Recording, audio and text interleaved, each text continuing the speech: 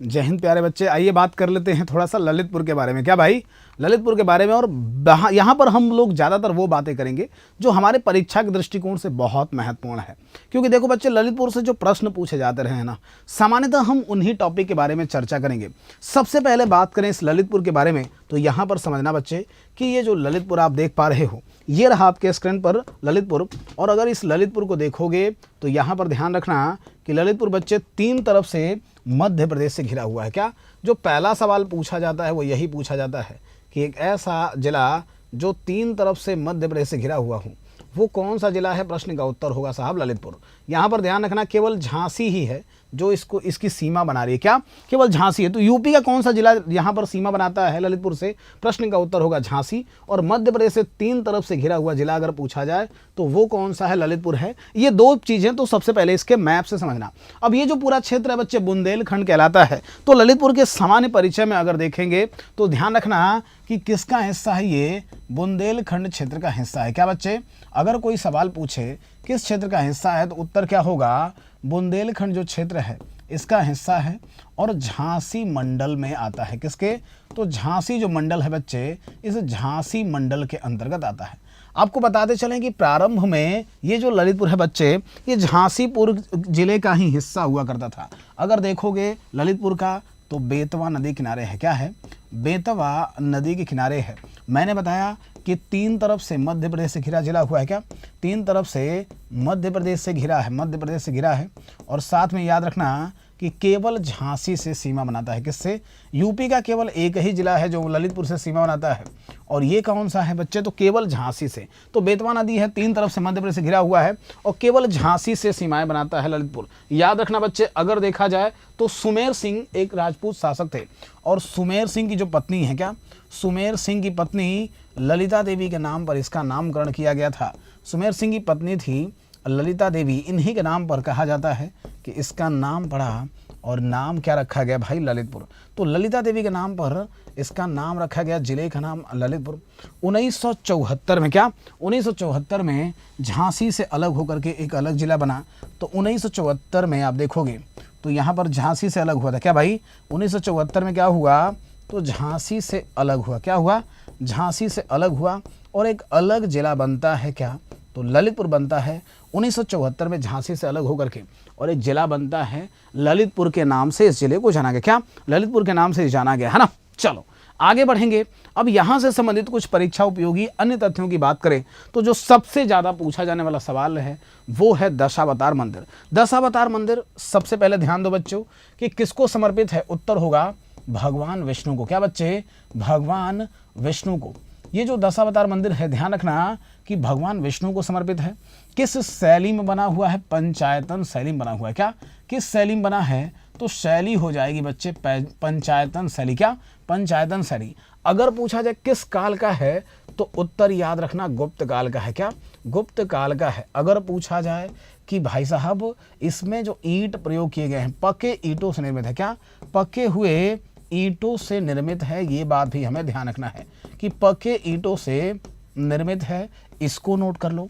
इसी तरीके से दशावतार मंदिर की बात करें तो दशावतार मंदिर में आपको रामायण और महाभारत की कहानियां दिखाई देंगी। क्या, पूछा जाता है परीक्षाओं में कि कौन सा यूपी का मंदिर है जहां पर रामायण और महाभारत की कहानियों का उल्लेख है। तो रामायण और महाभारत की कहानियां, भगवान विष्णु के जब यहाँ पर 10 अवतार हैं तो बड़े ही स्पष्ट हैं कि उनमें रामायण और महाभारत की जो कहानियाँ हैं उनका भी जिक्र होगा। क्या, रामायण और महाभारत की जो कहानियाँ हैं इनका भी जिक्र होगा। और साथ में याद रखना कि ये जो आपको मंदिर दिखाई देंगे ये 6ठी शताब्दी में बने हुए दिखाई देंगे। किस समय में, तो 6ठी शताब्दी के काल का माना जाता है।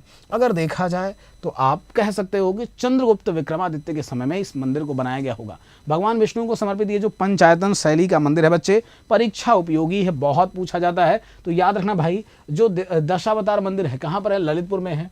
और किस नदी किनारे है, प्रश्न का उत्तर क्या होगा, तो बेतवा नदी किनारे। किस नदी किनारे बच्चे, बेतवा नदी किनारे। सिमिलरली देवगढ़ के जो मंदिर हैं, देखो देवगढ़ की बात करें तो देवगढ़ जो शब्द होता है, इस शब्द का अर्थ ही होता है देवताओं का निवास स्थान। क्या, देवताओं का निवास स्थान। अगर सवाल पूछा जाए कि साहब देवताओं का निवास स्थान कहा जाने वाला ये जो देवगढ़ है, देवताओं का निवास स्थान कहा जाने वाला ये जो देवगढ़ है बच्चे, कहाँ पर स्थित है, तो ललितपुर में है। कहाँ पर है, ललितपुर में। अब देखो देवगढ़ में ही दशावतार मंदिर भी है और देवगढ़ में ही 31 जैन मंदिरों का समूह है। प्रश्न पूछा जाता है कि उत्तर प्रदेश के किस जिले में 31 जैन मंदिर मिलेंगे, तो 31 जैन मंदिर मिलेंगे देवगढ़ में। जैन मंदिरों के लिए विख्यात है भगवान विष्णु के जो मंदिर हैं। इसके अलावा ये दूसरी चीज़ है जो पेपर ओरिएंटेड है, हमसे पूछी जाएगी। जो तीसरा चीज़ यहाँ से पूछा जा सकता है वो है मुचकुंद की गुफाएं। क्या? मुचकुंद की गुफाएं। देखो, कालांतर में एक राक्षस थे जिनका नाम था काल यवन। अब काल यवन साहब ये बच्चे ताकतवर थे, बलवान थे, तो इन्होंने भगवान कृष्ण का पीछा करना शुरू किया। क्या भाई? भगवान कृष्ण के साथ में युद्ध किया। अब भगवान को, कृष्ण को पता था कि हम इन्हें मार नहीं सकते, वो रण छोड़ करके भाग गए। तो इसी वजह से उनको रणछोड़ दास भी कहते हैं। क्या? रणछोड़ दास भी कहते हैं भगवान कृष्ण को।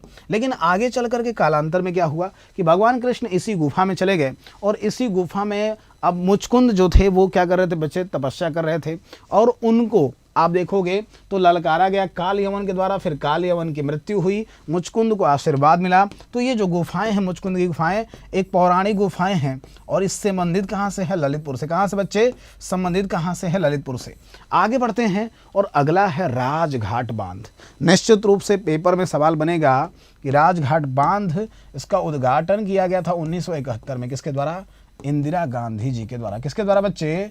इंदिरा गांधी जी ने इसका उद्घाटन किया था। ये इसलिए महत्वपूर्ण है क्योंकि उत्तर प्रदेश और मध्य प्रदेश की संयुक्त परियोजना है। क्या? उत्तर प्रदेश और मध्य प्रदेश की संयुक्त परियोजना है राजघाट बांध। जो परियोजना है यूपी और एमपी की संयुक्त परियोजना है। और याद रखना कि यूपी और एमपी की ये जो संयुक्त परियोजना हम देख पा रहे हैं, इसके बारे में समझो कि ये बच्चे बेतवा नदी पर है बना हुआ है। किस नदी पर?